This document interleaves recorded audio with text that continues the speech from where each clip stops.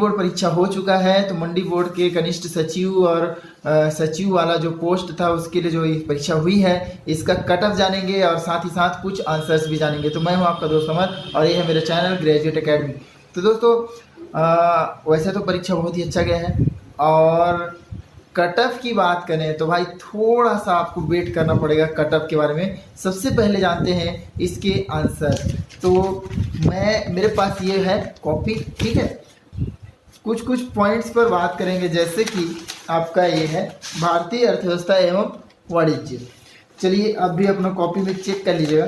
देख, नीति आयोग के अध्यक्ष कौन होते हैं? तो नीति आयोग के अध्यक्ष प्रधानमंत्री होते हैं, ठीक है। और इसका एक सीईओ होता है, तो सीईओ के बारे में नहीं पूछा है, अध्यक्ष जो है वो प्रधानमंत्री होते हैं। फिर पूछा है बहुत कम चीजों के पीछे बहुत अधिक धन का तात्पर्य, मतलब too much money chasing too few things. जब बहुत ज्यादा पैसा किसी कम चीज पर लगा दिया जाता है तो इसे क्या कहा जाता है? ऑप्शंस आपके थे अपस्फीति, मुद्रास्फीति, घाटे का वित्त पोषण। देखिए अपस्फीति मतलब क्या होता है? मंदी, ठीक। हमारे पास पैसे की कमी हो जाती है, पैसा कम हो जाता है और चीजें महंगी हो जाती हैं, ये होता है अपस्फीति। मुद्रास्फीति क्या है? इसमें पैसे की वैल्यू गिर जाती है। वस्तु फिर हमको 10 रुपए का चीज के लिए हम लोग 20 रुपए देने के लिए भी तैयार हो जाते हैं, क्योंकि पैसा का वैल्यू कम हो गया है, ठीक है। इसके बाद है घाटे का वित्त पोषण। तो घाटे का वित्त पोषण मतलब कि कम चीजों पर, जैसे रेलवे आदि पर एकदम ज्यादा पैसा लगा देना, एजुकेशन पर बहुत ज्यादा पैसा लगा देना, स्पोर्ट्स पर बहुत ज्यादा पैसा लगा देना। तो इसमें से बोला है बहुत कम चीजों के पीछे बहुत अधिक धन लगाना, तो ये तीसरा ऑप्शन नहीं है, ये है मुद्रास्फीति, ठीक है। Too much money chasing too few things, ठीक है। महंगी जब चीजें होती हैं, इस चीज को ही हम लोग इस तरह से डिस्क्राइब करते हैं, ये आपको इकोनॉमिक्स में मिलेगा। तो इसका आंसर है मुद्रास्फीति, ठीक है। अगला है वर्तमान में देश में पंचवर्षीय योजना को रूपांतरित कर दिया गया। ऑप्शन था स्टैंड अप इंडिया योजना, नाबार्ड से भी, नीति आयोग। तो इसका आंसर हो जाएगा नीति आयोग, ठीक है। ये पंचवर्षीय योजना आयोग के नाम, योजना आयोग का कार्यक्रम था। अब इसको हम लोग नीति, ठीक है, national institution for transforming India के नाम से ही चेंज किए हैं। इसमें 5 वर्ष को हटा के अब 3-3 वर्ष का टारगेट रखा गया है डेवलपमेंट के लिए। अगला है देखिए केंद्रीय बजट 2023-24 में श्री अन्न शब्द किससे संबंधित है? श्री अन्न, तो मिलेट्स या मोटे अनाज के लिए ये श्री अन्न शब्द यूज किया गया था। अगला है देखिए बैंकर्स का बैंक, ठीक है। बैंकर्स का बैंक भारतीय रिजर्व बैंक है। सभी बैंक जो हैं वो रिजर्व बैंक से ही पैसे का लेन देन करते हैं, इसलिए उसे बैंकर्स का बैंक कहा गया है, ठीक है। भारतीय कृषि से संबंधित जो है इसमें देखेंगे नाफेड का पूरा नाम पूछा है। नाफेड का पूरा नाम है भारतीय राष्ट्रीय कृषि सहकारी विपणन महासंघ, ठीक है। जहां भी उपरोक्त सभी है उसमें से एक वाला उपरोक्त सभी वाला सही है, जिसमें राज्य बीज एवं कृषि विकास निगम लिमिटेड का उद्देश्य क्या है? तो इसका आंसर है उपरोक्त सभी।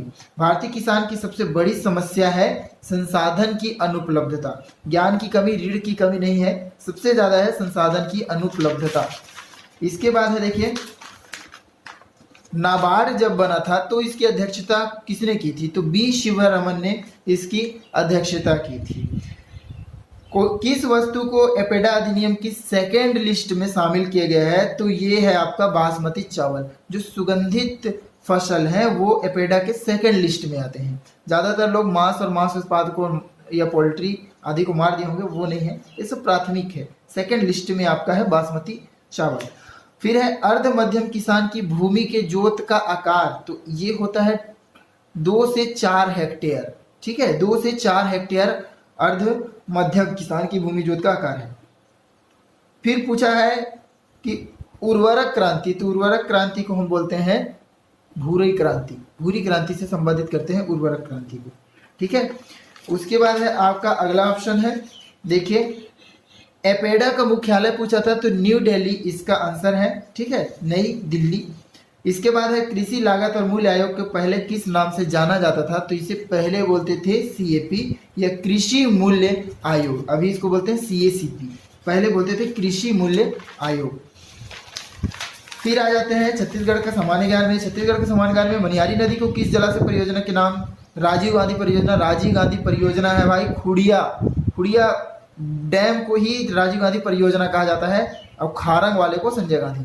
तो इसमें आप कंफ्यूज मत होइएगा। इसके बाद है अगला, पठौनी विवाह किस जनजाति से संबंधित है? तो पठौनी विवाह गौड़ जनजाति से संबंधित है। आपका है प्रसव के लिए कुंभा बनाया जाता है, पहाड़ी कोरबा कुंभा बनाते हैं। उसके बाद अगला है, महानदी की सहायक नदी कौन सी नहीं है? तो अरपा शिवनाथ की सहायक नदी है, महानदी की नहीं है। काकसार नृत्य के बारे में पूछा गया है। काकसार नृत्य अबुझ हमाड़िया करते हैं। पीपीपी मॉडल मतलब पब्लिक प्राइवेट पार्टनरशिप मॉडल से बनाया जाना है। एथेनॉल प्लांट छत्तीसगढ़ किस जिले में स्থাपित है? तो ये कबीर धाम में स्थापित है। पामेड़ अभ्यारण्य कहाँ है? बीजापुर में है। बस्तर संभाग में नगरनाग जो स्टील प्लांट है वो एनएमडीसी का है, नेशनल मिनरल डेवलपमेंट कॉरपोरेशन का। और नर्मदा सोनसाय गौड़ चित्रकला से संबंधित व्यक्ति है। अगला है, इस नदी का उद्गम छत्तीसगढ़ के सीमा से बाहर है। तो शिवनाथ जो है ये त्र्यंबकेश्वर महाराष्ट्र से निकल कर आया है। ठीक है। इसके बाद है छेरछेरा पुन्नी, तो पूस पुन्नी भी इसको बोलते हैं या पौष माह इसका आंसर है। छत्तीसगढ़ के कुछ जनजाति सैला नृत्य कब करते हैं? देखिए दीपावली में सरगुजा क्षेत्र में सैला नृत्य किया जाता है। अगला है, जामुल सीमेंट कारखाना कहाँ है? तो जामुल दुर्ग में है, वहीं सीमेंट कारखाना भी जामुल में है। पारद शब्द किससे संबंधित है? शिकार को पारद कहा जाता है। इसके अगले पार्ट, विज्ञान पर्यावरण प्रौद्योगिकी में गूगल ड्राइव क्या है? तो गूगल की एक निःशुल्क सेवा है जहां हम फोटो और मीडिया फाइल आदि को स्टोर करते हैं। ठीक है, और उन्हें कहीं भी एक्सेस करके अनुमति देते हैं। दूसरा है एंथ्रोपोजेनिक कार्बन डाइऑक्साइड, जो मानव निर्मित कार्बन डाइऑक्साइड है वही एंथ्रोपोजेनिक कार्बन डाइऑक्साइड है। जीएसएलवी द्वारा संचालन में पहले ठोस ईंधन का उपयोग किया जाता है और बाद में दूसरे चरण में तरल ईंधन, इसे क्रायोजेनिक मेथड कहते हैं प्रोपल्शन का। फिर है, वायुमंडल की कौन सी परत में पराबैंगनी प्रकाश के अवशोषण के लिए जिम्मेदार होता है? ओजोन परत स्ट्रेटोस्फीयर में होता है। और इसके बाद है, मानव रहित अंतरिक्ष यान जो डेटा एकत्र करने के लिए उपकरण को अंतरिक्ष में ले जाते हैं। तो मानव रहित को बोलते हैं अंतरिक्ष शटल और मानव युक्त को बोलते हैं अंतरिक्ष यान।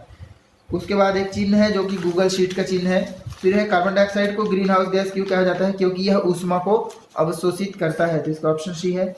आदर्श रूप से भारत के पास वन भूमि का कितना प्रतिशत होना चाहिए? तो ये आपका वियना कन्वेंशन से संबंधित है और 33% जो है आपका इसका आंसर। देखिए भारत की समसामयिक घटनाएं पे आते हैं। तो यूट्यूब चैनल वीर बाइसेप्स के संचालक कौन है? तो ये है रणवीर अलाहाबादिया।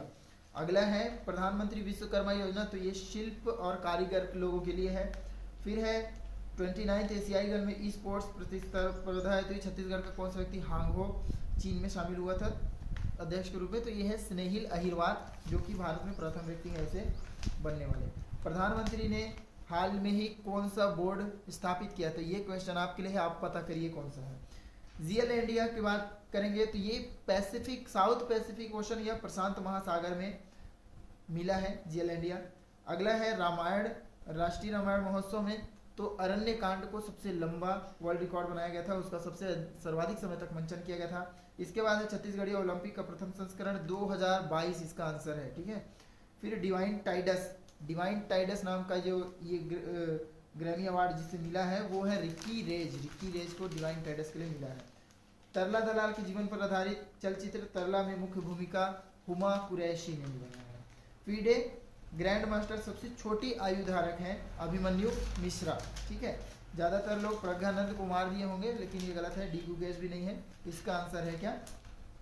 अभिमन्यु मिश्रा। और यहाँ पर दोस्तों आपका जीएस पार्ट खत्म हो जाता है। जो 67 क्वेश्चन मैंने आपको बता दिया, इन 67 क्वेश्चन में आप कितने सही हुए कितने गलत हुए इसका आकलन आप स्वयं कर सकते हैं। अब चलिए बात करते हैं कट ऑफ पर। कट ऑफ क्या होने वाला है? तो दोस्तों कट ऑफ की बात करें तो देखिए प्रश्नों के आधार पर और जिस हिसाब से गलतियां हुई हैं, तुक्केबाजी हुई है, उस तुक्केबाजी को आधार लेकर यह बोला जा सकता है कि जो कट ऑफ है लगभग 78 लगभग होगा जनरल का कट ऑफ।